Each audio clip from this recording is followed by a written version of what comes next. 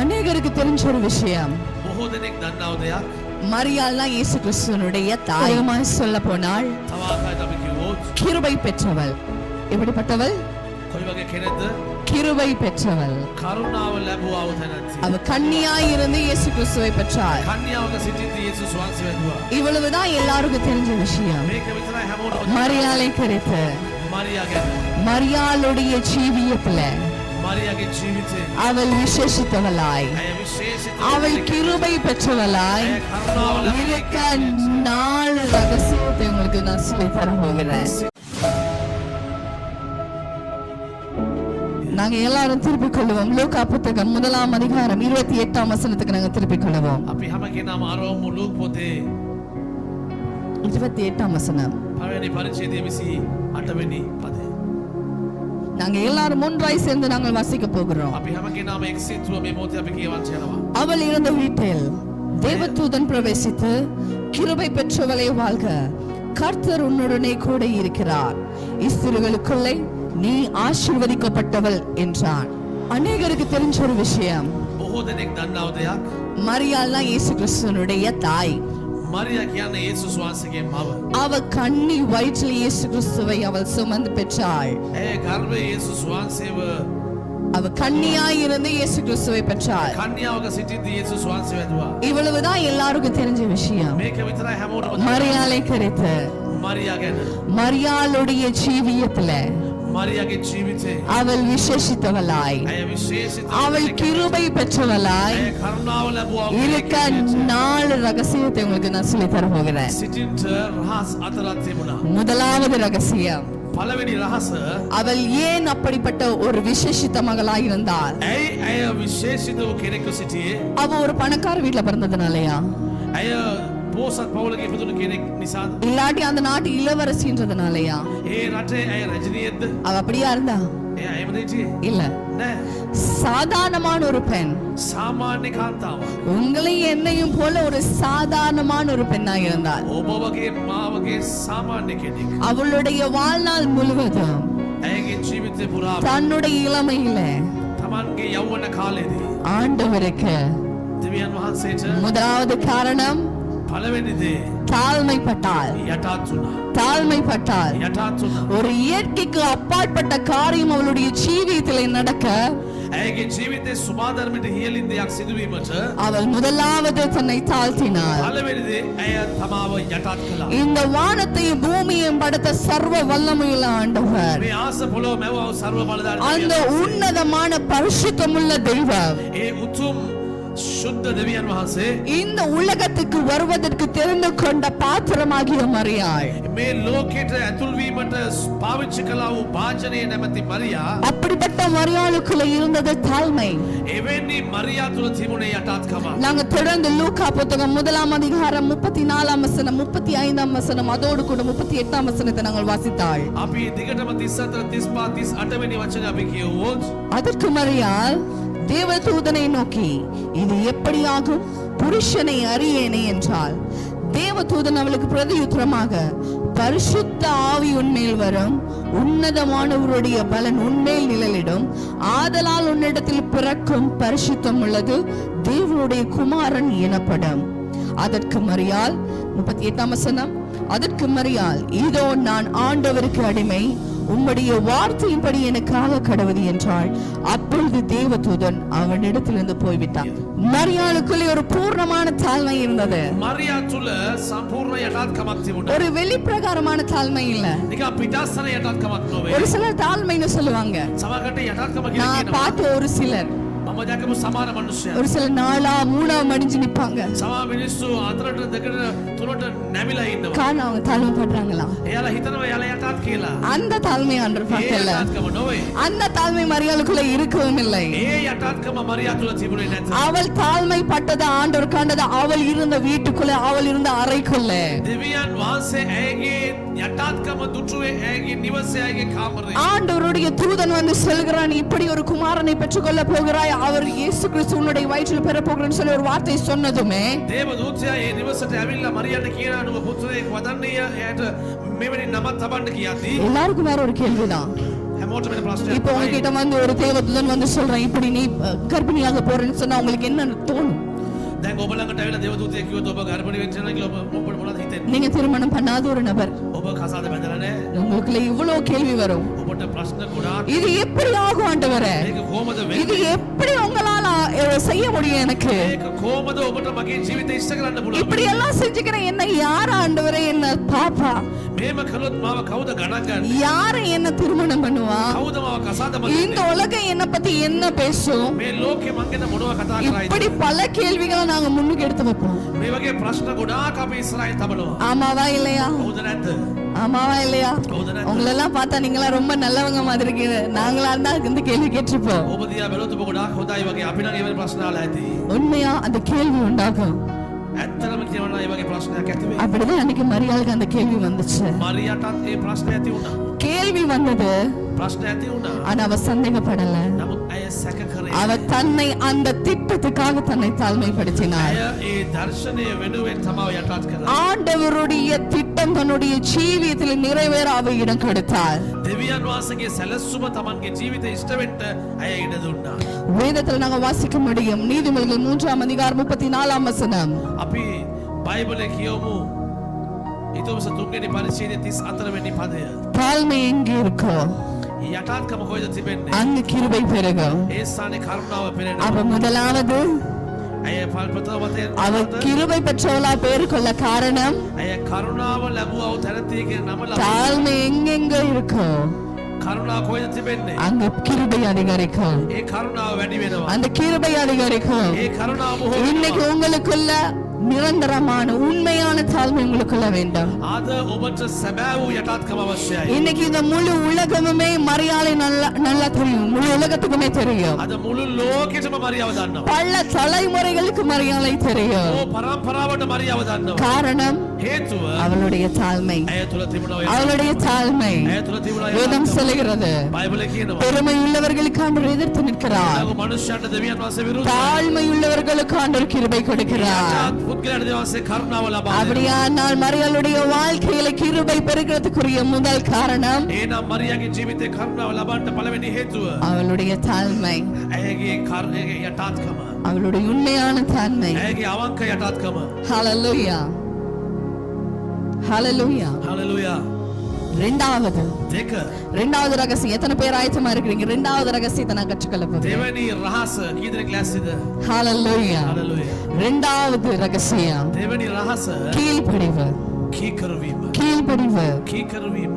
நாங்க வாசிப்போம் யோவான் புத்தகம் 2ஆம் அதிகாரம் අපි කියමු යෝහන් පොතේ දෙවෙනි පරිච්ඡේදයේ 2ஆம் வசனத்திலிருந்து 5ஆம் வசனம் வரை நாங்கள் வாசிக்க போகிறோம். දෙවෙනි වචනේ සිට පස්වෙනි වචන දක්වා අපි කියවන්නේ. யோவான் 2ஆம் அதிகாரம் යෝහන් 2 2ஆம் வசனத்திலிருந்து දෙවෙනි පදයේ සිට 5ஆம் வசனம் வரை. පස්වෙනි පදයේ දක්වා இயேசுவும் அவருடைய சீஷரும் அந்த கல்யாணத்துக்கு அழைக்கப்பட்டிருந்தார்கள். திராட்சரசம் குறைவுபட்ட போது இயேசுவின் தாய் அவரை நோக்கி, அவர்களுக்கு திராட்சரசம் இல்லை என்றால், அதற்கு இயேசு, ஸ்திரியே, எனக்கும் உனக்கும் என்ன, என் வேலை இன்னும் வரவில்லை என்றார். அவருடைய தாய் வேலைக்காரரை நோக்கி, அவர் உங்களுக்கு என்ன சொல்கிறாரோ அதன்படி செய்யுங்கள் என்றாள். යෝහන් පොතේ දෙවෙනි පරිච්ඡේදයේ 2 සිට 5 දක්වා යේසුස් වහන්සේ තුන්වහන්සේගේ ගෝලියොත් සරණ මංගලයට කැඳවනු ලැබුවය. මුද්‍රික පානය ඉවර වූ කල ඔවුන්ට මුද්‍රික පානය නැත. යේසුස් වහන්සේගේ මෑණියෝ උන්වහන්සේට කීවාය. යේසුස් වහන්සේද, ස්ත්‍රිය, නුඹෙන් මට කම මොකද? මාගේ වේලාව තවම පැමුණුනේ නැතයි ඇයට කීසේක. උන්වහන්සේගේ මෑණියෝ උන්වහන්සේ නුඹලාට කියන කොහි දෙයක් නොමුත් කරපල්ලයි මේ කරුවන්ට කීවාය. மீண்டுமாய் நாங்க வாசிக்க போறோம். எல்லாருமா சேர்ந்து வாசிக்க போறோம் 5ஆம் வசனத்தை. නැවතත් අපි පස්වෙනි පදේ අපි කියවන්න යනවා. அவருடைய தாய் උන්වහන්සේගේ මෑණියෝ வேலைக்காரரை நோக்கி, මේ කරුවන්ට කිව්වා, அவர் உங்களுக்கு என்ன சொல்கிறாரோ උන්වහන්සේ නුඹලාට කියන කොයි දෙයක් නොමුත් என்ன சொல்றார்? உங்களுக்கு என்ன சொல்கிறாரோ, කොයි දෙයක් නමුත් உங்களுக்கு என்ன சொல்கிறாரோ, කොයි දෙයක් නමුත් உங்களுக்கு என்ன சொல்கிறாரோ ඔබට කියන කොයි දෙයක් නමුත් அதன்படி செய்யுங்கள், කරපල්ලයි. அதன்படி செய்யுங்கள். ඒ දේ කරන්න. மரியாளினுடைய இரண்டாவது ரகசியம் මරියාගේ ජීවිතේ තිබුණා දෙවනි රහස තමයි அவளுடைய கீழ்ப்படிவு. ඇයගේ කීකරුවීම. தனக்குள்ள இருந்த கீழ்ப்படிவு තමා තුළ තිබුණා කීකරුවීම. தனக்கு கீழே இருந்த சீஷர்களுக்கு அவர் சொல்றா போயிட்டு ඒ ගෝලයන්ටත් ගිහිල්ලා කියනවා. இயேசு என்ன சொல்றாரோ அதே වෙන කිසි දෙයක් කතා කරන්න එපා. அவர் என்னத்த சொல்றாரோ, උන්වහන්සේ මොනවද කියන්නේ? அவர் என்னத்த சொல்றாரோ උන්වහන්සේ මොනවද කියන්නේ? அதை மட்டும் செய். ඒක පමණක් කරන්න. தனக்குள்ள இருந்த கீழ்ப்படிவு அப்படியாய் வெளிப்பட்டது அந்த ஸ்தானத்துல. තමා තුළ තිබුණා කීකරුවීම එසේ එළිදලා වුණා. அவளுக்குள்ள இருந்த அந்த கீழ்ப்படிவு ඇය තුළ තිබුණා ඒ කීකරුවීම. அவளுக்குள்ள மட்டும் வச்சிருக்கல, ඇය තුළ පමණක් තබාගෙන அவளுக்கு සිටින්නේ. கீழே இருந்த வேலைக்காரர்களுக்கு அதை சொல்லிக் கொடுக்கிறார். ඕගේ යටතේ සිටපු ගෝලයන්ටත් ඒ දේ කියා දුන්නා. அந்த கீழ்ப்படிவு அப்படியாய் வெளிப்படுகிறது. ඒ කීකරුවීම එසේ එළිදලා වුණා. அந்த கீழ்ப்படிவானது ஆண்டவருடைய மகிமையை கொண்டு வந்தது. ඒ කීකරුවීම දෙවියන් වහන්සේගේ මහිමය ගෙන දුන්නා. ஒரு சில நான் ஜூம்ல பார்த்திருக்கேன். සමහරකට මම Zoom එකේ බලලා තියෙනවා. சிலருக்கு இங்க இருந்து தீர்க்க தரிசனம் வரும். සමහරකට මේ ඉඳන් අනාගත වාක්‍ය වැටෙනවා. ஆண்டவர் சொல்றாரு, இப்படி இப்படி இப்படி செய்யுங்க, இந்த வழியா போங்க, දෙවියන්සේ කියයි මෙන්න මේ විදිහට කරන්න මේ මාර්ගය යන්න. இத செஞ்சீங்கன்னா உங்களுக்கு ஆண்டவர் இந்த காரியங்கள் உங்களுக்கு தருவாரு. මෙන්න මේ දේවල් ඔබ කරොත් ඔබේ ජීවිතේ මේක ලබයි. இப்படி செஞ்சீங்க, ඔබ මේව සිතන්න. இப்படி பேசுங்க, මේව කතා කරන්න. இப்படிப்பட்டதான அநேக தீர்க்க தரிசனங்கள் வந்திருக்கு. මේ වගේ බොහෝ අනාගත වාක්‍ය වැටෙලා තිබෙනවා. அதுல ஒரு சிலர் ඒකේ සමහර කට්ටිය நான் கண்டிருக்கிறேன். මම දැකලා තියෙනවා. அவங்களுடைய மாம்சத்தின் கிரிகையினால, ඔවුන්ගේ මානසික ක්‍රියාවෙන් அவங்களுடைய கீழ்ப்படியாமை நிமித்தம் ඔවුන්ගේ අකීකරුකම නිසා அவங்க எங்கிட்ட வந்து சொல்லுவாங்க, ஒரு சிலர் சொல்லி இருக்கிறாங்க, நான் கேட்டிருக்கேன். සාමිනිස්සවිල්ලා කියලා තියෙනවා. ஆண்டவர் சொல்றாரு தான் சிஸ்டர், දෙවියන්සේ කියනවා තමයි සිස්ටර්. ஆனாலும் அதுக்காக நாங்க ஏதாவது மாம்சத்துல நாங்க செய்யதானே வேணும். අපිත් මොනවද මේක කරන්න බෑ. விசுவாசத்துல கிரிகையை எடுத்து வைக்கிறது அது வேற கதை. හැදෙille ක්‍රියා කිරීම වෙන දෙයක්. ஆனா மாம்சத்துல போய் முயற்சிக்க போய் මාංශයෙන් ක්‍රියා කරන්න ගිහිල්ලා ஆண்டவர் சொல்றாரு, දෙවියන් වහන්සේ කියයි அதுக்காக நாங்க ஏதாவது ஒரு படி எடுத்து வைக்கதான் வேணும். අපි පියවරක් ගන්න ඕනේ. அது கீழ்ப்படிவு இல்லை, ඒක කීකරුවීමක්. அது உண்மையான கீழ்ப்படிவே இல்லை. ඒක අවංක කීකරුවීමක්. இந்த 5ஆம் வசனத்தின்படி මේ පස්වෙනි පදය අනුව அவர் உங்களுக்கு என்ன சொல்கிறாரோ, දෙවියන් වහන්සේ ඔබට මොනවද කියන්නේ? அவர் உங்களுக்கு என்னத்த சொல்கிறாரோ දෙවියන් වහන්සේ ඔබට මොනවද කියන්නේ? அதன்படி செய்யுங்கள். ඒ දේ කරන්න. அதுதான் உண்மையான கீழ்ப்படிவு, ඒක තමයි අවංක කීකරුවීම. அதுதான் உண்மையான கீழ்ப்படிவு. ඒක තමයි අවංක කීකරුවීම. அந்த உண்மையான கீழ்ப்படிவு ඒ අවංක කීකරුවීම உங்களுடைய வாழ்க்கையில மகிமை விளங்க பண்ணும். ඔබේ ජීවිතේ මහිමය එළිදලා කරා. உங்களுடைய ஜீவியத்துல அது மகிமையை கொண்டு வரும். ඔබේ ජීවිතේක මහිමයක් ගෙන. யோவான் 2ஆம் அதிகாரம் 10-11 வசனங்கள் යොහන් පොතේ දෙවනි පරිච්ඡේදයේ 10 වෙනි පදය සහ 11 වෙනි පදය. எல்லாரும் சேர்ந்து வாசிப்போம். අපි හැමෝම එකට කියවන්න යනවා. எந்த மனுஷனும் முன்பு நல்ல திராட்சை ரசத்தை கொடுத்து ஜனங்கள் திருப்தி அடைந்த பின்பு ருசி குறைந்ததை கொடுப்பார்கள், நீரோ நல்ல ரசத்தை இதுவரைக்கும் வைத்திருந்தீரே என்றான். ஹalleluya. அந்த இடத்துல மகிமை விளங்கியது.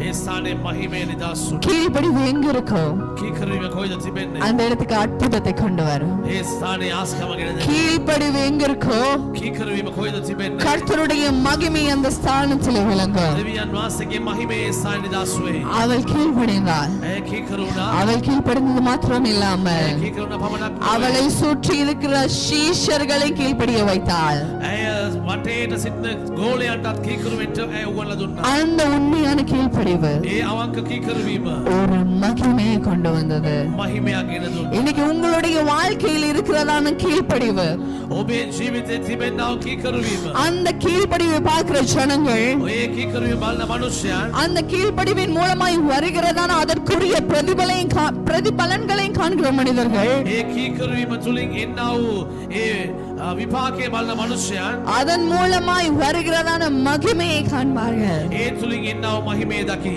தேவனுடைய திட்டம் திட்டம் உங்களுடைய ஜீவிதத்தில் நிறைவேற வேண்டுமானால் දෙවියන් වහන්සේගේ සැලසුම ඔබේ ජීවිතේ ඉෂ්ට වෙන්න නම් உங்களுடைய வாழ்க்கையில கீழ்ப்படிவு கண்டிப்பா தேவை. ඔබේ ජීවිතේ කීකරීමේ அவருடைய தரிசனத்துக்கு நேராய் நீங்க ஓடணுமா இருந்தால் උන්වහන්සේගේ දර්ශනය හරහා ඔබ දුවන්න ඕනේ. நிச்சயமாய் உங்களுக்கு கீழ்ப்படிவு தேவை. ඔබේ ජීවිතේ ඔබට කීකරවීම අවශ්‍යයි. மரியாளுடைய வாழ்க்கையில இது பூர்ணமாய் இருந்தது. அவளுடைய வாழ்க்கையில் கீழ்ப்படிதல்.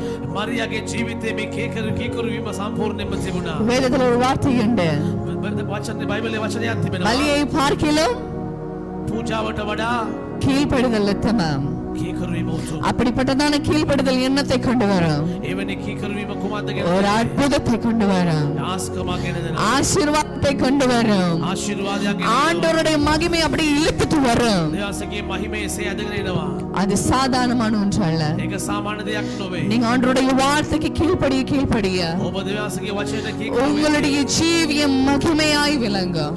ඔබේ ජීවිතේ මහිමයෙන් පිරෙයි. அப்படிதான் மரியாளுடைய வாழ்க்கையில එසේමයි මරියාගේ ජීවිතේ கீழ்ப்படிவு இருந்தது. කීකරවීම තිබුණා. அதன் மூலமாய் அவருடைய ஜீவியம் மகிமையின் மேல் மகிமையின் மேல் மகிமையின் மேல் கடந்து சென்றது. ඒ නිසා ඇගේ ජීවිත මහිමයෙන් මහිමයට ඇතුල් වෙන්න පටන් ஆமென். ආමේන්. உங்களுடைய வாழ்க்கையும் ඔබේ ජීවිතේ மகிமையின் மேல் மகிமைக்கு போகணுமா? මහිමයෙන් මහිමයට යන්න ඕනේ. நீங்க அடுத்த நிலைமைக்கு போகணுமா? ඔබ ඊළඟ පියවරට முதலாவது நீங்க செய்ய வேண்டியது ඔබ පළවෙනි දේ කරන්න எல்லாவற்றிலும் தாழ்மையாயிருங்க. සියල්ල තුල ඔබ යටත් වෙන්න. இரண்டாவது දෙක கீழ்ப்படிங்க ඔබ කීකරු වෙන්න. கர்த்தருடைய வார்த்தைக்கு. දෙවියන් වහන්සේගේ වචන அவர் சொல்கிற எதையாகிலும் දෙවියන් වහන්සේ කියන உங்களை ඕන எல்லாரும் நெஞ்சில கை வச்சு சொல்லுங்க, ඔබේ පපුවක් තියලා කියන්න. ஆண்டவரே ස්වාමිනේ நீ சொல்கிற எதையாகிலும் ඔබ වහන්සේ කියන ඕන දේ நான் கேட்க ஆயத்தம், මම කරන්න සූදානම්. நான் கீழ்ப்படிய நான் ஆயத்தம், මම කීකරු වෙන්න මම සූදානම්. நான் அதை ஏற்றுக்கொள்ள நான் ஆயத்தம். මම ඒක පිළිගන්න මම என் සූදානම්. வாழ்வில நீர் மகிமைப்படுவீராக. මාගේ ජීවිතේ ඔබ වහන්සේ එළිදරව් වෙන්න. என் வாழ்வின் மூலமாய் உம்முடைய நாமம் மகிமை பெறுவதாக. මාගේ ජීවිතය තුලින් ඔබ වහන්සේගේ නාමය මහිමයටපත් වේ. ஹalleluya. හalleluya. மூன்றாவது තුන எத்தனை பேர் உற்சாகமா இருக்கிறீங்க? කී දෙනෙක් ඔබ ජොලිතවත් உற்சாகமா කමින් இருக்கணும், கரங்களை தூக்கி ஹalleluya சொல்லுங்க பாப்போம். උනන්දුවෙන් ඉන්නවනම් දෑත ඔසවලා හalleluya. மூன்றாவது காரியம் තුන அர்ப்பணிப்பு. කැපවීම. அர்ப்பணிப்பு, කැපවීම. அர்ப்பணிப்பு. කැපවීම. மரியாளுடைய வாழ்க்கையில் ஒரு பூரண அர்ப்பணிப்பு இருந்தது. මරියාගේ ජීවිතේ මුළුමනින්ම කැපවීමක් තිබුණා. எந்த ஒரு பெண்ணாலும் செய்ய முடியாத ஒரு அர்ப்பணிப்பு, කිසිම කාන්තාවකට කරන්න බැරි කැපවීමක්. எந்த ஒரு மனுஷியாலை ஏற்றுக்கொள்ள முடியாத அப்படிப்பட்டதான் ஒரு அர்ப்பணிப்பு அவளுடைய வாழ்க்கையில் இருந்தது. කිසිම කාන්තාවකට පිළිගන්න බැරි වූ කැපවීමක් ඇගේ ජීවිතේ තිබුණා. இன்னும் திருமணம் பண்றதுக்கு ஒரு சில நாட்கள் தான் இருக்கு, කසාද බඳින්න දවස් කීපයයි තිබෙන්නේ. இன்னும் ஒரு மாசம் தான் இருக்குன்னு சொல்லுவோமே. නිකන් හිතමු මාසයයි இப்ப තිබෙන්නේ. யோசேப்பும் இருக்கிறாரு, යෝසේපුත් ඉන්නවා. நிறைய கனவுகள் இருக்கும். උනා හීන තිබෙනවා. கல்யாணம் பண்ணவங்க தானே நீங்க எல்லாரும்? கல்யாணம் பண்ண போறவங்க இருக்கிறீங்க இந்த ஸ்தானத்தில். කසාද බඳපු කට්ටියක් ඉන්නවා. බඳින්න යන කට්ටියක් ඉන්නවා. ஒரு கல்யாணம்னு வந்தா எவ்வளவு கனவு காணுவாங்க. பாய் ஃப்ரெண்ட் எல்லாம் இருந்தா எவ்வளவு கனவு இருக்கும். ඔබ කසාද බඳින්න කොච්චර හීනවල් තියේද? அவளும் ஒரு சாதாரணமான பெண் தானே, ඇයත් සාමාන්‍ය කාන්තාවක්. எங்கள மாதிரி ஒரு சாதாரணமான மனுஷி. අපි වගේ සාමාන්‍ය කාන්තාවක්. அவளுக்கும் எல்லா உணர்வுகள், அன்பு, பாசம், காதல் எல்லாம் இருந்திருக்கும். ඇයටත් හැම හැඟීමක්ම ප්‍රේමය ආදරය සියල්ල හැම දෙයක්ම දීලා ඇති. அப்படி இருந்தோம் එහෙම තිබෙන්නේ ஆண்டவருடைய ஒரு சத்தம், දෙවියන්ගේ එක හඬක්. அவருடைய ஒரே ஒரு சத்தம். දෙවියන්ගේ එකම හඬ. திருமணம் ஆக போகுது, කසාදේ සිදු எல்லாமே ரெடி, හැම දෙයක්ම සූදානම්. எல்லா திட்டமும் ஆயத்தம். හැම සැලසුමක් ஆனாலும் ஆண்டவரே ඒත් ස්වාමීනි உம்முடைய வார்த்தையின்படி எனக்காக கடவுது, ඔබ වහන්සේගේ වචනය සේමට உம்முடைய வார்த்தையின்படியாக கடவுது என்னுடைய வாழ்க்கையில. ඔබ වහන්සේගේ වචනය සේමට සිද්ධ වෙනවා. நான் என்னை முழுமையா அர்ப்பணிக்கிறேன். මම මුළුමනින්ම කැප කරනවා. என்னுடைய ஆசை, கனவு எல்லாவற்றையும் ஒரு பக்கம் வைத்து விடுகிறேன். මගේ ආශාව මගේ හීන හැම දෙයක්ම පැත්තකින් තියලා அது எல்லாம் உம்முடைய திட்டத்துக்கோ உம்முடைய தரிசனத்துக்கோ தடையா இருக்காது ஆண்டவரே. කිසි දෙයක් මට විරුද්ධව ඔබට වහන්සේගේ සැලසුමට විරුද්ධව என்னுடைய வாழ்க்கை முழுமையாய் அர்ப்பணிக்கிறேன்னு சொல்லி මාගේ ජීවිතේ මුළුමනින්ම මම කැප කරනවා. தன்னுடைய இள வயதை, தன்னுடைய வாலிப நாட்களை கூட, තමන්ගේ තරුණ කාලේ පවා தன்னுடைய ஜீவித்தை கூட, තමන්ගේ ජීවිතේ පවා தன்னுடைய திருமணத்தை கூட තමන්ගේ විවාහයේ පවා எல்லாவற்றையும் அவளை அநேகர் கொண்டாடுகிறார்கள். තවත් බොහෝ දෙනෙක් ඇයව සමරනවා. இன்னைக்கு ஹிஸ்டரியே புரட்டி போட்டுச்சு அவளுடைய வாழ்க்கை, ඇයගේ ජීවිතයේ ඉතිහාසය පවා වෙනස් කළා. அவளுடைய அர்ப்பணிப்பு. ඇයගේ කැපවීම இன்னைக்கு உங்களோட அடுத்த தலைமுறை உங்களை பத்தி பேசணுமா? ඔබේ ඊළඟ පරම්පරාව ඔබ ගැන කතා කරන්න ඕනේ. அடுத்த பரம்பரை தேவையில்லை. ඊළඟ පරම්පරාව நீங்க இருக்கிறதான இந்த வாழ்க்கையில், ඔබ සිටින මේ පරම්පරාවේ මේ ජීවිතේ இந்த உலகத்துல මේ ලෝකේ தரிசனத்துக்கு நேராய் போக நான் ஆயத்தம். වහන්සේගේ දර්ශනය හරහා යන්න ඔබ உங்களுடைய සූදානම්. திட்டங்கள் என்னுடைய ஜீவிதத்தில் நிறைவேற நான் அர்ப்பணிக்கிறேன். ඔබ වහන්සේගේ සැලසුම මගේ ජීවිතේ ඉෂ්ට වෙන්න මම உங்களுடைய வார்த்தைக்கு நான் அர்ப்பணிக்கிறேன். ඔබ වහන්සේගේ වචනයට මම කැප වෙනවා. அப்படி நீங்க சொல்வீங்களா இருந்தா, එසේ ඔබ කියනවා නම් அப்படி நீங்க சொல்வீங்களா இருந்தா, එසේ ඔබ කියනවා නම් உங்களுடைய பெயரை ஆண்டவர் பெருமைப்படுத்துவார். ඔබේ නම මගේ දෙවියන් වහන්සේ உங்களை ஆண்டு உயர்ந்த ஸ்தானங்கள் அவர் கொண்டு போவார். ඔබ දෙවියන් වහන්සේ ඉහළ ස්ථානවලට රැගෙන நீங்க යනවා. செய்ய போகிறதான ஒரே ஒரு அர்ப்பணிப்பு ඔබ කරන්ට යනවා එකම එක කැපවීම. உங்களை அடுத்த நிலைக்கு கொண்டு செல்லும். ඔබ ඊළඟ පියවරට රැගෙන යනවා. உங்களுடைய அடுத்த பரம்பரைக்கு கொண்டு செல்லும். ඔබ ඊළඟ පරම්පරාවට ගෙන යනවා. உங்களை அடுத்த தலைமுறைகளுக்கு பேசப்படுகிறதான நபராய் உங்களை மாற்றும். ඊළඟ පරම්පරාවෙන් කතා කරන ලබන පුද්ගලයෙක් හැටියට ඔබ වෙනස් කරයි. இன்னைக்கு உங்களை மாற்றுவீங்களா அர்ப்பணிப்புள்ளவர்களாக?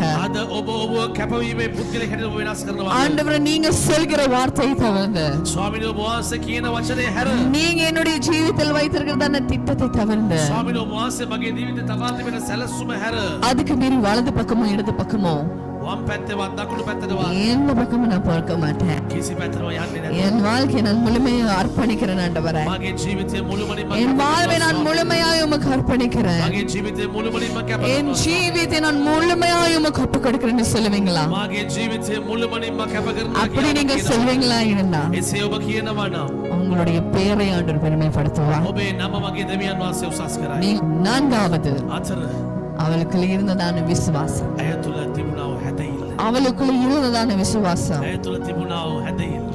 சரித்திரத்திலேயே கேள்விப்படாத, ඉතිහාසයේ ආරංචි නොවුණා වූ, சரித்திரத்திலே அவள் பார்க்காத ඉතිහාසයේ ඇය නොදුටුවා වූ அந்த தூதன் சொன்னதை ඒ දූතයා කියපු දේ அப்படியே விசுவாசித்தாள். එසේම විශ්වාස அவள் தனக்குள்ளே ஏற்றுக்கொண்டாள். ඇය තුල පිළිගත්තා. அவள் ஏற்றுக்கொண்டதின் நிமித்தம் ඇය පිළිගත්තු නිසා அவள் தன்னுடைய விசுவாசத்தை அவள் அந்த ஸ்தானத்தில் வெளிப்படுத்தினாள். ඇයගේ හැදෙයිල්ල ඒ ස්ථානයේ ඉලදලා කළා. ஹalleluya, හalleluya ஹalleluya. හalleluya. எத்தனை பேர் ஹalleluya சொல்றீங்க? කිදෙනෙක් හalleluya எத்தனை பேர் இன்னைக்கு எனக்கு விசுவாசம் இருக்குன்னு சொல்றீங்க? කිදෙනෙක් කියනවා මට හැදෙයිල්ලක් තියෙනවා කියලා. ஹalleluya. හalleluya. நாங்க ஏற்கனவே பார்த்தது போலவே අපි කලින් බැලුවා වගේ அந்த கானா ஒரு கல்யாண வீட்டில் ඒ මගුල් ගෙදර அற்புதம் நடந்ததுக்கு ஒரு காரணம் ආස්කම් සිදු වෙන්න හේතුවක් அவளுக்குள்ள இருந்ததான விசுவாசம். ඇය තුල තිබුණා වූ හැදෙයිල්ල. அவளுக்கு தெரியும், ඇයට දන්න எது இருந்தாலும் இல்லைனாலும், මොන දේ තිබුණත් නැතත් எது இருந்தாலும் මොන දේ තිබුණත් இல்லைனாலும் නැතත් அவரால උන්වහන්සේට கூடாத காரியம் ஒன்றுமில்லை කල என்று නොයෙකි දෙයක් නැති බව ඇය දන්නවා. மரியாளுக்கு தெரியும், මරියට දන්නවා. அவருக்கு நல்லா தெரியும். ඇයට හොඳටම දන්නවා. அவர் இல்லாத இடத்தில் உருவாக்குகிற ஆண்டவர் என்று சொல்லி அவளுக்கு நல்லா தெரியும். වහන්සේ නැති තැනක ඇති කරන දෙවියන් වහන්සේ බව அதுதான் சாதாரண தண்ணீர் ரசமாய் மாறியது. ඒක තමයි සාමාන්‍ය වතුර මිදිරස වෙනස් වුනේ. அவளுக்குள்ள இருந்த விசுவாசம். ඇය තුල තිබුණා ඒ හැදෙයිල්ල. இயேசு இயற்கைக்கு அப்பாற்பட்ட காரியத்தை செய்ய அவர் வல்லமை உள்ளவர் என்று சொல்லி முதலாவது அவள் விசுவாசித்தாள். උන්වහන්සේ සුභාධර්මයට ඉහළින් දේවල් කරන්න බලවත් බව ඇය இரண்டாவது, දෙක அவளோடு கூட இருந்தவர்களை விசுவாசிக்க வைத்தாள். ඇය සමග සිටුවා මනුෂ්‍යයන්වත් ඒ හැදෙයිල්ල තුල මඟ පෙන්වුවා. அந்த விசுவாசமானது ඒ හැදෙයිල්ල அந்த இடத்திலே ඒ ස්ථානයේදී மகிமையை கொண்டு வந்தது. මහිමය ගෙන දුන්නා. மகிமையை கொண்டு வந்தது. මහිමයක් ගෙන දුන්නා. ஒரு அற்புதத்தை நடத்தியது. ඒක ආස්කමක් සිදු කළා. எத்தனை பேர் சொல்றீங்க என்னுடைய ஆண்டவர் කිදෙනෙක් කියනවා මගේ දෙවියන් වහන්සේ. அவர் இல்லாத இடத்தில் உருவாக்குகிறவர், උන්වහන්සේ නැති තැනක ඇති කරන அவர் දෙවියන් இயற்கைக்கு அப்பாற்பட்ட காரியங்களை செய்கிறவர், වහන්සේ සුභාධර්මයට ඉහළින් දේවල් அவர் சாதாரணமானவர் அல்ல. උන්වහන්සේ සාමාන්‍ය කෙනෙක් නොවේ. ஹalleluya. හalleluya. மரியாள் எங்களை போல ஒரு சாதாரணமான பெண் தான். මරියා අපි වගේ සාමාන්‍ය කෙනෙක්. ஆனாலும் அவளுக்குள்ள இருந்தது නමුත් ඇය තුල තිබුණා ஒரு அபரிவிதமான ஒரு விசுவாசம். සුභාධර්මයට healing හැදෙilla. அது சொல்ல முடியாத ஒரு விசுவாசம். ඒක වචනයෙන් කියන්න බැරි හැදෙilla. சாதாரண ஒரு சில சொல்லுவாங்க எனக்குள்ள விசுவாசம் இருக்குன்னு சொல்லிட்டு. සාමිනිසුගයි මට හැදෙilla තියෙනවා මට හැදෙilla තියෙනවා. ஏதோ ஒரு பிரச்சனை மாதிரி தான் இருக்கும். මොනවදෝ ප්‍රශ්නයක් වගේ තියෙයි. அப்படியே வழியில வந்துட்டு போற மாதிரி தான் இருக்கும். ඒක ඕම ඇවිල්ලා යනවා වගේ තියෙයි. ஐயோ ஆண்டவர் விட்டுட்டாரே கை விட்டுட்டாரேன்னு சொல்லுவாங்க. අයියෝ දෙවස මම අත්හැරියා කියලා කියයි. ஐயோ மறந்துட்டாரே. දෙවස මම අමතක ஐயோ எனக்கு இது தரலையே. අයියෝ සොයින් ஐயோ அது எனக்கு தரலையே. என்ன புரிஞ்சுக்கலையே. ஏன்னா மறந்துட்டாரே. මම අමතක කළා. மரியாள் அப்படி இருக்கல. මරියායි මේ තියෙන්නේ. மரியாள் எங்கள போல இல்ல. මරියා අපි වගේ නොවේ. அவளுக்குள்ள ஒரு பரிபூர்ண விசுவாசம் இருந்தது. ඇය තුල පරිපූර්ණ සම්පූර්ණ හැදෙILLක් තිබුණා. அவளுக்குள்ள இருந்ததான விசுவாசம் ඇය තුල තිබුණා වූ ඒ හැදෙILල. எங்களுடைய இரட்சகராகிய இயேசு கிறிஸ்துவை ඒ ගැලෝන්කාරෝ යේසුස් වහන්සේව இந்த பூமிக்கு கொண்டு வர මේ ලෝකෙට ගේන්න அவர் ஒரு ஊடகமாயிருந்தால் ඇය මාධ්‍යයක් සිටියා. அவள் ஒரு ஊடகம் மாத்திரமே. මාධ්‍ය පමණයි. நல்ல ஞாபகம் வைத்துக் கொள்ளுங்க, அவள் ஒரு ஊடகம் மாத்திரமே. ඇය මාධ්‍ය පමණයි. சரித்திரத்தை புரட்டி போட்டது அவளுடைய விசுவாசம். ඉතිහාසෙම වෙනස් කරලා දැම්මා ඇයගේ හැදෙILල. சரித்திரத்தையே ඉතිහාසය என்றுமே விஞ்ஞானிகள் சொல்றாங்க, අදත් විද්‍යාතුන් කියනවා இன்னும் சொல்றாங்க තවත් කියන අදත් කියනවා இது இயற்கைக்கு அப்பாற்பட்ட காரியம், මේක සුභාධර්ම இது நடக்க முடியாத ஒன்று. මේක සිදු වෙන්න බැරි දෙයක්. அப்படிப்பட்ட காரியம் நடப்பதற்கு එවැනි දේවල් සිදු වෙන්න மரியாளுக்குள்ள இருந்ததான விசுவாசம் தான் காரணமாக இருந்தது. මරියාගේ තිබුණා හැදෙILල හේතුවක් වුණා. மரியாளுடைய விசுவாசம் මරියාගේ හැදෙILල இயற்கைக்கு அப்பாற்பட்ட காரியங்களை அது இழுக்க வைத்தது. සුභාධර්මයට healing දේවල් ඇදගත්තා. அது අற்புதத்தை நடப்பித்தது. ඒක ආස්කමක් සිදු කළා. அது சாதாரணமான ஒரு விசுவாசம் அல்ல. සාමාන්‍ය හැදෙILලක්. இன்னைக்கு எத்தனை பேர் மரியாளபுரம் மாறப்போறேன்னு சொல்றீங்க? අද කී දෙනෙක් මරියා වගේ වෙනස් வாயால சொல்லாதீங்க, නිකන් உங்க மனசா சொல்லுங்க, හදවතින්ම කියන්න. நான் இன்னைக்கு ஒரு மரியாளபுரம் மாற போறேன். අද මම මරියා වගේ වෙනස් වෙන්න කැමතියි. என்னுடைய ஜீவியத்தை நான் முழுமையாய் මගේ ජීවිතේ මම මුළුමනින්ම நான் මම மாற்றிக்கொள்ள போகிறேன். වෙනස් කරගන්න යනවා. சில நேரங்கள் உங்களுடைய பலவீனங்கள் உங்களுக்கே தெரியாமல் இருக்கலாம். සමහරට ඔබේ දුර්වලකම ඔබ නොදන්න සිටී. சில நேரம் உங்களுக்குள்ள தாழ்மை இல்லாமல் இருக்கலாம். සමහරට ඔබට යටත්කම නැතුව ඇති. சில நேரம் உங்களுக்குள்ள கீழ்ப்படிவு இல்லாமல் இருக்கலாம். ඔබ තුල කීකරීමක් නොමැතිව ඇති. சில நேரம் அர்ப்பணிப்பு இல்லாமல் இருக்கலாம். වීමක් නැතුව ඇති. விசுவாசம் இல்லாமல் இருக்கலாம். ඉල්ලක් නැතුව ඇති. இந்த நாள்ல අද දවසේ முழுமையா அவரை பார்த்து சொல்லுங்க, ඔබ මුළුමනින්ම උන්වහන්සේට කියන්න. ஆண்டவரே என்னை தாழ்மையுள்ளவளாய் மாற்றுவீராக. ස්වාමිනී මම යටත් කෙනෙක්ව කරා. ஆண்டவரே என்னை கீழ்ப்படிவுள்ளவளாய் மாற்றுவீராக.